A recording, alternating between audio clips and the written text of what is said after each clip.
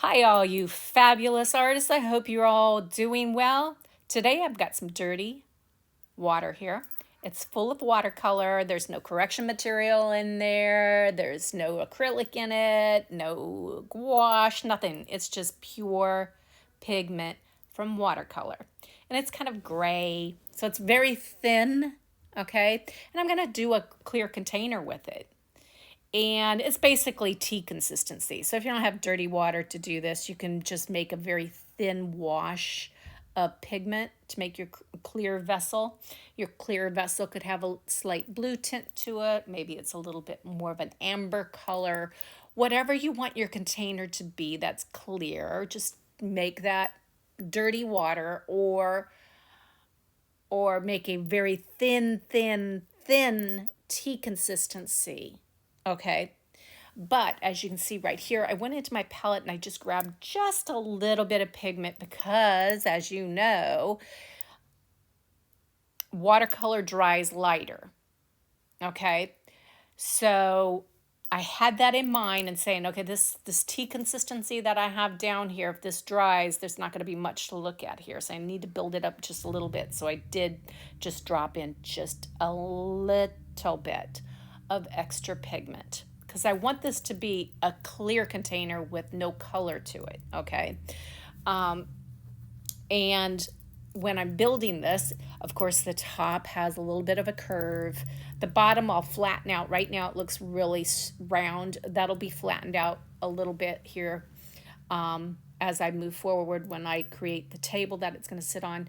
But the center of this vessel is dry. The outside of it is wet, okay? So when I drag my brush through it, I'm getting hard and soft edges.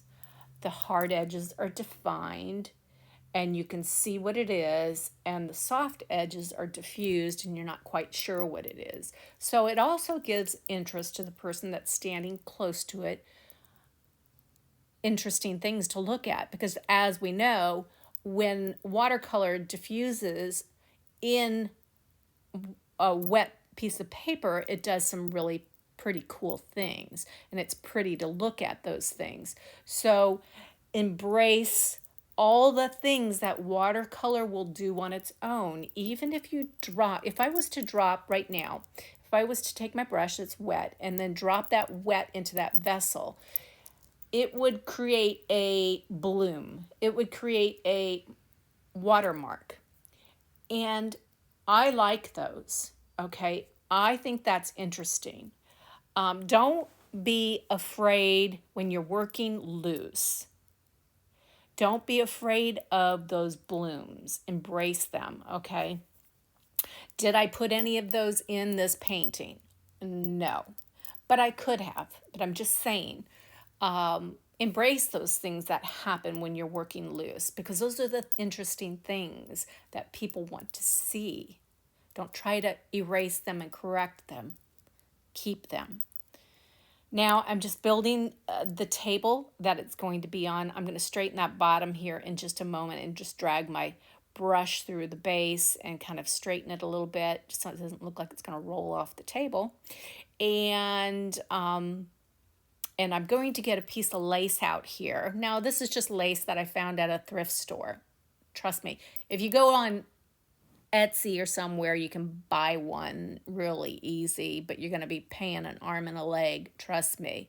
If you go to your area thrift store and go into their linens, I can guarantee you somebody has donated a bunch of doilies or lace, or just grab the stuff and take it home and put it in your work basket, and you'll use it over and over again. I've got some that I've had for a couple years. They do get a little bit hard and crunchy, and then you have to wash them and get all that kind of pigment out of it and loosen it all up again. But for the most part, you can just keep using them over and over again. So this is a new one. As you can see, there's no pigment on it because I must have just purchased this one. And so I'm going to have to break this one in. I'm going to be using some spray ink by Ranger. I've used this on my channel. If you've been on my channel, I use this stuff all the time because I love Ranger products. So I'm going to be using that. But if you can't get your hands on it or you don't want to buy it, you can use watercolor.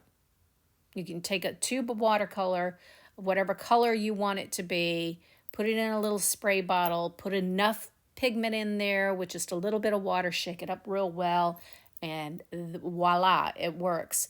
You can use ink, you can use liquid watercolor, you can use tube paint and mix it up.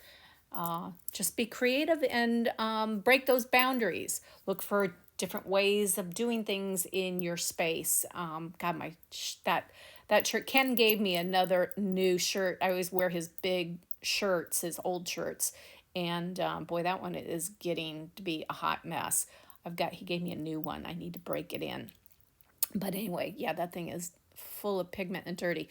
And Skitty's there visiting, you guys. There's not much of her in this video. She is being treated right now for a little bit of a bacterial ear infection. Poor little thing. I got to put these little drops in. They smells like vinegar when I put it in her ears, and boy, does she not like that. She's shaking her head and she's not having any of it, and she's got to get another treatment of it tonight, and oh boy. Yep. She doesn't like it.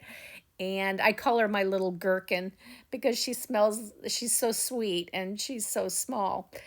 And she smells like vinegar. So she's my little gherkin. But anyway, back to what we're doing. I'm building up my flowers. I'm just dropping in some of that really dark, dusky kind of colors into the flower. I think this is from the Paul Rubens one that I used on a landscape around Christmas time. And it's got some dust colors in it. So it kind of makes it kind of moody. And I'm just dropping that into the painting. But you use what you have. You can make your color. You don't have to use like a dusky blue-gray kind of color. You can use whatever you have. Now I'm throwing some salt down. Not sure if it's going to do much of anything, but if it does, it's just an added bonus to what somebody might see up close.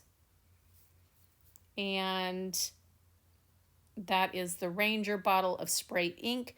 I am now, wait, I thought I was going to do something, but I ran away instead. I'm coming right back. Trust me, I will come right back. So what am I doing?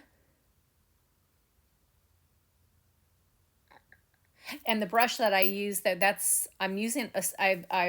updated a lot of my brushes. I'm using Escoda brushes. So when you see a lot of my brushes right now, a lot of them are Escoda, however you say it. I'm using the tip of the spray ink to draw with. And these are just making like some loose like sticks or stems or whatever. I don't know what they are. They're just added interest. And it's also pushing darker value into the painting because we have got to keep putting layer on top of layer. If you've only painted something and you've not pushed to the next layer, your painting is flat. I don't even have to look at it, okay, to tell you what you have there. It's flat. Nobody's going to tell you that. Nobody wants to hurt your feelings, but I can tell you without even looking at it, it's flat. Go in and put another layer on. And sometimes go in and do 3 layers, do 4 layers, keep layering, okay? You got to get that value in there.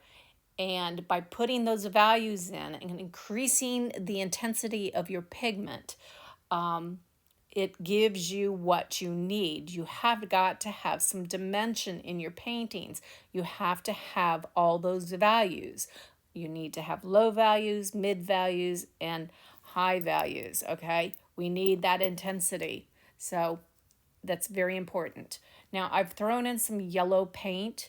These are I just randomly kind of throw it in and I kind of let the yellow diffuse into what's sitting on the paper. I don't monkey around with it. And one thing that a lot of newbies do, they have a tendency to make little polka dots for their centers. Trust me, I've done it.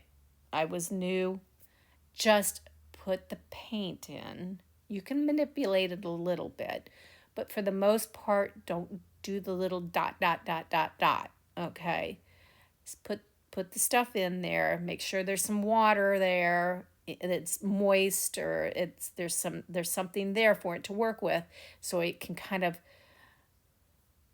spread out on its own and do its own thing. Now this is the correction material going down. I'm building up these flowers. It's going into all of that pigment that I may have put there.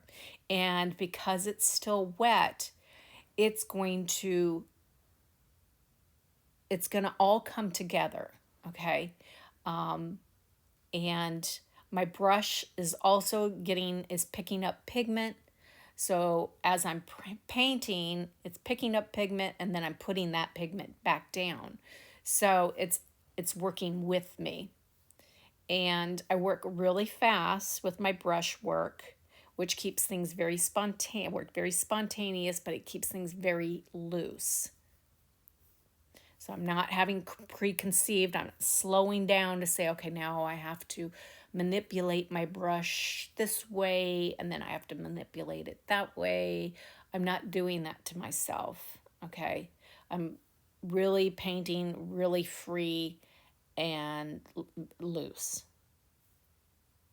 So I think by being successfully loose with watercolor, you also have to free your mind and be very loose with letting your mindset of control go. Okay? You have to trust your instincts of what you're doing. And the more you do that, the more you build confidence, the more you build muscle memory, the more you can do paintings quickly. So it all takes time. A lot of this stuff doesn't happen overnight. I mean, I've been doing this since I first picked up a paintbrush in 2018. So we can do the math there. So it takes time. It really takes time to learn. And but each day is a new journey. And if you paint something similar to this, come over to my group in Facebook. It doesn't cost anything to be in this group, okay? Eventually I'll get a group that's a paid group. But right now we're having fun. We don't just do, only the stuff that's on my tutorials, even though I want you to show me what you're doing from my tutorials.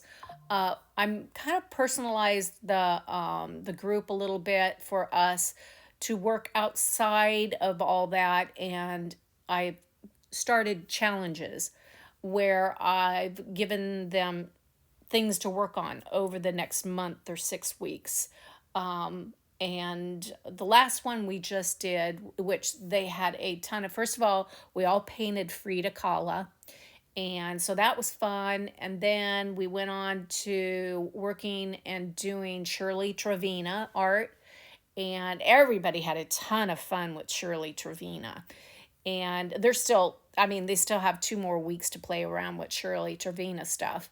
And so it's expanded my mind and looking at my art differently. And when I was painting with my acrylics, I was really pushing the Shirley Trevina stuff a lot. She does it with watercolor. I was taking the Shirley Trevina ideas into my acrylics a little bit more. So and I'm open in my group to mixed media, any media that you want to use in these challenges. So, and now we just started one yesterday, and it's going to be on whimsical faces. Can be a portrait or to the waistline, and they have to be fun and whimsical and no seriousness to it. No perfect portraits are allowed. These are just whimsical, fun almost silly people that live in your imagination that you're pulling out. Yesterday, when I painted, I had a little girl show up on my piece of paper as I was working intuitively. It's like, oh my gosh, look at this little girl. So, working intuitively and doing faces, it's kind of like pulling all these characters that are out, that are like in your mind out. And I cannot wait to see everybody's characters that they pull out of their intuitive mind. Like I said to him, please don't be inspired by someone. Don't be on Pinterest looking for ideas. Don't be watching YouTube videos of whimsical faces. Don't do all that. Be true to yourself. Be true to yourself and just paint intuitively. Draw them, paint them, do whatever you want. Pull out your pencils, pull out your markers, do whatever you want. Get collage going. Just have fun, because you know what? Our world is such a hot mess right now, and everybody is so upset. And nobody's happy with what's going on in our world. And our days are getting darker and darker. And when that happens, you guys, artists are really, really important. So putting things out there that are colorful, okay, are so important. So push your color, push your boundaries, have fun when you paint, because that fun when you paint is going to show up in your work. So be creative. So come join my group. Come join. You got to answer some questions before you get in. You have to follow the rules. You have to read the rules, and you have to abide by them. If you don't, I'm one that doesn't mess around. If you can't follow my simple rules, goodbye. So please read up on all that, and come join the group. It's a ton of fun. It's a really nice group of people, and please, and it's free. It doesn't cost you anything. It doesn't cost you anything to be around a bunch of nice people. And if you're somebody that likes to stir the pot, you won't be in there long. I can guarantee you won't be in there long.